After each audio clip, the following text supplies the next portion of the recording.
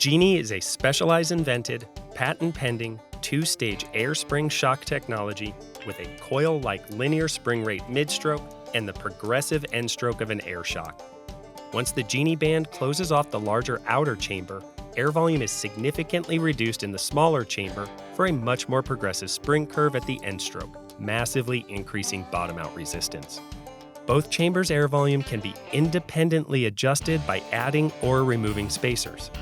The larger two-piece red rings are for the larger outer sleeve air chamber.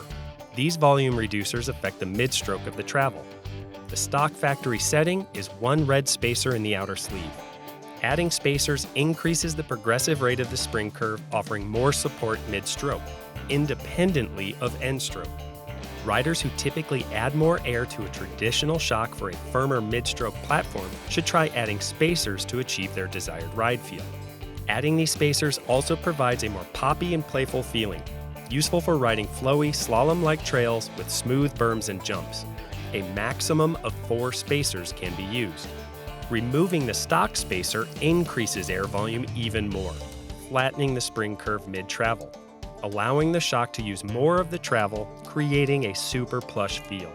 This is useful for riders looking to increase sensitivity for inconsistent trails with lots of small to mid-sized bumps. The smaller blue and green eyelet spacers fit within the secondary air chamber. These affect the end stroke and bottom-out resistance. The stock blue 0.2-inch spacer can be swapped out for the 0.4-inch green spacer, decreasing volume. This adds more bottom-out resistance. Useful for riders using up all their travel on large bumps and hard landings. Riders who are not using all the travel should try removing the stock 0.2 spacer for less ramp-up on the end stroke. The shock must be removed from the bicycle and partially disassembled to adjust the volume spacers in either chamber. Turn the compression adjuster to fully open. Remove the air cap and thread on the high-pressure shock pump. Use the pump's air bleed button to slowly let all of the air out of the shock.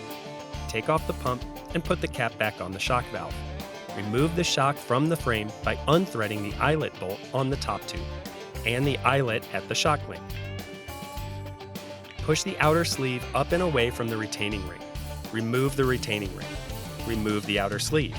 The two-part red spacers click together, fitting around the shaft. To access the eyelet spacer in the secondary chamber, unthread the inner sleeve and slide it downwards. Slide the bumper and supporting washer away to expose the eyelet spacer. Change or remove the eyelet spacer. Rethread the inner sleeve. Add back any volume spacers you plan to run in the outer chamber. Replace the outer sleeve. Replace the retaining ring.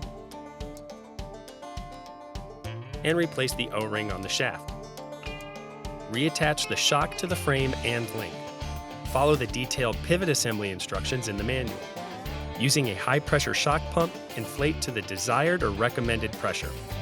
Slowly cycle the shock in the first 30% of the stroke to equalize the positive and negative air chambers. Recommended starting sag is 16 millimeters. Recheck the sag measurement, adjust air pressure as needed, and go ride and feel the magic of Genie.